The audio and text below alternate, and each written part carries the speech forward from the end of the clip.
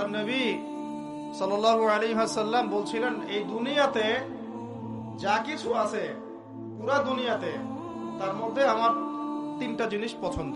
কয়টা ভাই? এক নাম্বার সালাহ, এক নাম্বার নামাজ। এটা আমার চোখের শীতলতা। নামাজে দাঁড়ালে আমার হৃদয় শান্ত হয়, চোখ ঠান্ডা হয়ে যায়। এটা নবী সাল্লাল্লাহু আলাইহি ওয়াসাল্লামের পছন্দের। দুই নাম্বার, এই পুরা দুনিয়ার মধ্যে আমার পছন্দ হচ্ছে সুগন্ধি। কি পছন্দ? সুগন্ধি। 10টা টাকা যদি আর্ন করেন, 1 টাকার সুগন্ধি কিনেন, সুন্নাত। সুগন্ধি সাথে রাখতে হয়, ব্যবহার করতে হয়, মনটাও ভালো থাকবে। আর সুগন্ধি বেশি ইউজ করলে রোগ ব্যাধিও কম হয়। 3 নাম্বার হচ্ছে স্ত্রী। 3 নাম্বার কি? স্ত্রী।